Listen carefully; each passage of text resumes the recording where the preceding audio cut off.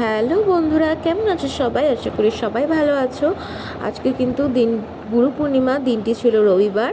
সেই উপলক্ষে কিন্তু বাড়িতে মা ছোট করে একটু কীর্তন দেবে ভেবেছিল, তো যেই ভাবা সেই কাজ।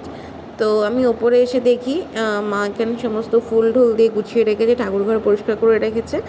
তো এখানে একটুখানি কীর্তন করবে দেবে। তো ইনি হচ্ছে মায়ের গুরুদেব, মা বাবার গুরুদেব। তো যাই হোক, এখানে মা সব কিছু গুছিয়ে রেখে দিয়েছে আগে থেকে, সব ফুল টুল হারমোনিয়াম সব কিছু গুছিয়ে রেখে দিয়েছে। তো যাই হোক, ভগবান কিন্তু আমাদের সবসময় বিপদে পাশে থাকে। তো তার জন্য কিন্তু সত্যি আমরা কিছুই করতে পারি না, তাই খুব আফসোস। এই যে ঘরটা দেখছো, এই ঘরে কিন্তু আগে আমি একটা সময় খুব থাকতাম, এখন আর থাকা হয় না আমার, এখন ঘর চেঞ্জ হয়ে গেছে। তাই অনেক দিন পরে এই ঘরটা এলাম, তো বেশ ভালো লাগছে। দেয়ালের আঁকাটাও আমি এঁকেছিলাম কোনো এক সময়। আগে যদি আমি এত আঁকতে ভালোবাসতাম, হাতের সামনে তুলি পেলেই আমি যেখানে সেখানে আঁকা শুরু করে দিতাম। তো সারা বাড়িতে প্রচুর এরকম আমার কারুকার্য আছে। তো এই করছিলাম, দেখছিলাম। তারপরে আমাদের গাছে অনেক বাতাবি লেবু হয়েছে, সেটা একটু দেখছিলাম। তারপর বাইরে এলাম, দেখো প্রকৃতিটা কি সুন্দর না? প্রকৃতি নিজে একটা এত বড় চিত্রকার, তার সামনে আমরা একদমই সামান্য। এসব দেখে খুব ভালো লাগছিলো। তারপর আবার ঘরে এসে দেখি মা সমস্ত ফল কাটছে। তা আমি ভাবলাম একটু মাকে হেল্প করব, কিন্তু তার আগেই দেখি মা সব গুছিয়ে ফেলেছে। আমি আর কি করব। তারপরে আমি রেডি ফেডি হয়ে এলাম, এসে দেখি মা ঠাকুরকে একদম ফুল দিয়ে সাজিয়ে দিয়েছে। চোখটা কিন্তু আমার একদম জুড়িয়ে গেল। তবে ইনি কিন্তু সম্পর্কে আমার দাদা হয়, মা আমাকে ছোটোবেলা থেকে এটাই বলেছে, ইনি কিন্তু তোর দাদা, বিপদে আপদে যখনই পড়বি এনাকে স্মরণ করবি। তো হ্যাঁ, আমি যখনই বিপদে পড়ি আমি কিন্তু তখনই আমার দাদাকে মনে করি, আমি সবসময় কিন্তু বিপদ থেকে উদ্ধার পাই।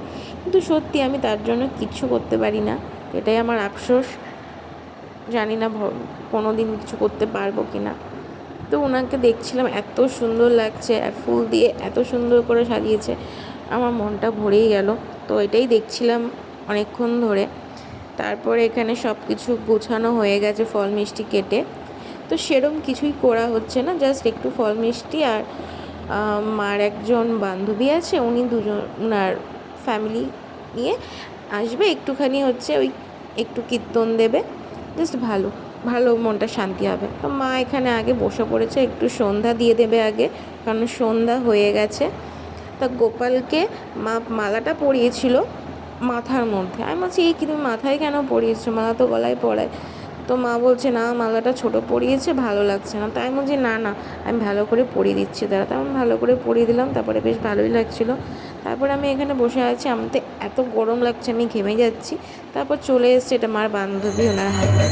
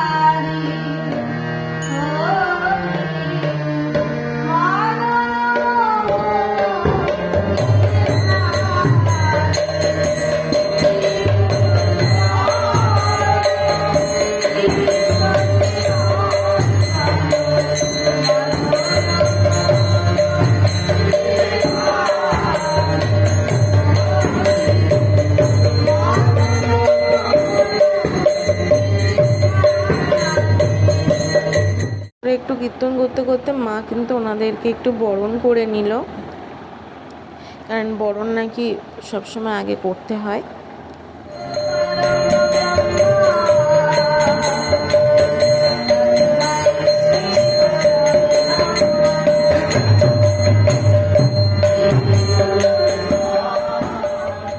অর্জুন কহিলে, হে জনার্দন, হে কেশব, যদি তুমি জ্ঞানকে কর্ম হইতে শ্রেষ্ঠ বলো, তবে কেন তুমি আমাকে আত্মীয়বধে নিয়োগ করিতেছ?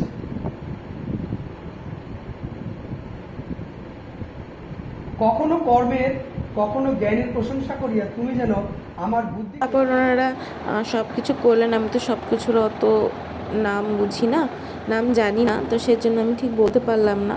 তো যাই হোক, সব মিলিয়ে আজকের দিনটা কিন্তু খুব ভালো কাটলো। দিন বলবো না, সন্ধ্যাটা আমাদের খুব ভালো কাটলো। সব কিছু দিয়ে মনটা কিন্তু খুব শান্ত লাগছে, খুব ভালো লাগছে। তো যাই হোক, সবশেষে মা সবাইকে ফল টল গুছিয়ে দিল। তো এখন একটুখানি খেয়ে নেব, কারণ সন্ধ্যা থেকে সেইভাবে কিছু আমি খাইনি এখনও। তো আজকে গুরু পূর্ণিমা উপলক্ষে আমার যত গুরু আছে সবাইকে আমার প্রণাম জানাই। সবাই আমার প্রণাম নেবে। আর আমার মা বাবা হচ্ছে, আমার মা বাবা না, প্রত্যেকেরই মা বাবা তাদের প্রধান গুরু হয়। তো তাদেরকে সকলকে জানাই অনেক অনেক প্রণাম। সবাই আশীর্বাদ করবেন। আর ভিডিওটি ভালো লাগলে অবশ্যই লাইক শেয়ার করতে ভুলবেন না। টাটা।